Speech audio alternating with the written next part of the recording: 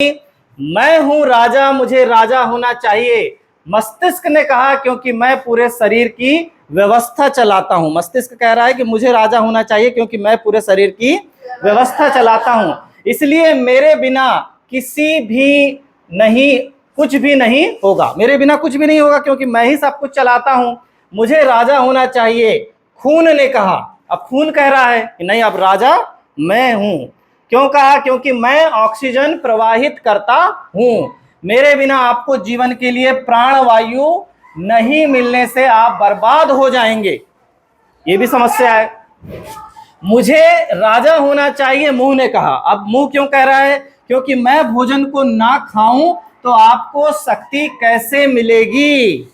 भोजन नहीं खाऊंगा तो कैसे मिलेगी? मुझे राजा होना चाहिए, दांत ने कहा। अब कौन कह रहा है? दांत। क्योंकि भोजन को मैं ना चबाऊं तो खाना पचेगा कैसे? मुझे राजा होना चाहिए, पेट ने कहा। क्योंकि मैं भोजन को पचाने की प्रक्रिया करता हूं और आप सभी को ऊर्जा देता हूं। अब पैरों ने कहा। पैर क्या कह रहे हैं? हमें राजा होना चाहिए क्योंकि जहां कहीं भी जाने की आवश्यकता होती है वहां शरीर को हम ही ले जाते हैं। मुझे राजा होना चाहिए, आंखों ने कहा। क्योंकि शरीर कहां जाता है यह हम ही दिखाती हैं। हमें राजा होना चाहिए, हाथों ने कहा। क्योंकि किसी का भी काम हमारे बिना नहीं हो सकता। शरीर के सभी अंगों ने इस तरह से आपस में लड़ना और एक दूसरे पर हंसना शुरू कर दिया। वे एक दूसरे को अपमान करने लगे। फिर सबने कार्य करना बंद कर दिया। अब ना पैर चलने को तैयार थे, ना मुंह खाने को। सब जब तक राजा नहीं बनूंगा हड़ताल। कान से सुनना छोड़ा व आंखों से देखना और तो और दिमाग से सोचना भी छोड़ दिया। कुछ दिनों के अंदर मस्तिष्क में भयानक दर्द था, पेट में अकड़न हो रही थी, पैरों को उठने में भी तकलीफ थी, आंखें पानी से भर गई, खुल भी नहीं रही थी और खून जहरीला हो गया। क्या निष्कर्ष निकला?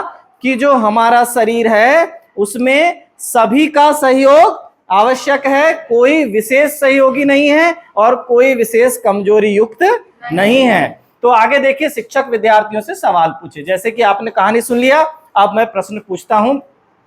अंगों के बीच किस बात की लड़ाई हो रही थी? हाँ बताइए, क्या बनने की लड़ाई हो रही थी? राजा बनने की लड़ाई हो रही थी। फिर दूसरा है, क्या यह लड़ाई सही थी? क्यों?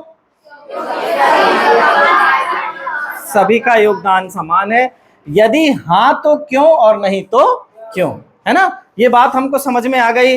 इसी तरह परिवार और समाज, ये आगे अब निष्कर्ष हमारा क्या निकला, हमें क्या ज्ञान की बात सीखने को मिली इससे।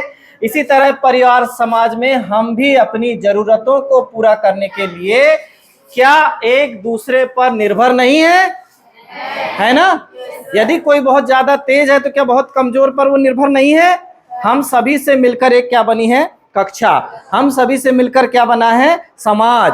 और समाज में सारे लोग एक दूसरे पर निर्भर हैं। तो शिक्षक गतिविधि का समेकन करते हुए बताएं कि जैसे इस कहानी में हमारे शरीर के हर एक अंग का अपना अपना महत्व और कार्य है, ठीक उसी तरह हमारे समाज में भी हर एक व्यक्ति का कार्य समान रूप से महत्वपूर्ण है। कोई स्वयं को बहुत अधिक महत्वपूर्ण ना समझे, कोई स्वयं को बहुत अधिक कमजोर ना समझे। अक्सर हम केवल अपने मित्रों, रिश्तेदारों और परिवार को ही अपना समाज मान लेते हैं, पर ऐसा नहीं है। हमें हमारे जीवन के हर एक स्तर पर अनेक व्यक्तियों का सहयोग लेना पड़ता है। जैसे कि आपने एक श्लोक पढ़ा होगा, अयम निजः परो वेति गणना लघु चेत साम उदार चरिता नाम तु वसुधैव कुटुंबकम।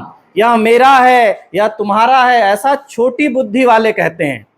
उदार हृदय वालों के लिए तो पूरी धरती ही परिवार के, कुटुंब के समान है। सभी को अपना समझें तब सभी हमको अपना समझेंगे। गतिविधि सहभागी निर्णय, इसी तरह से सहभागी निर्णय की एक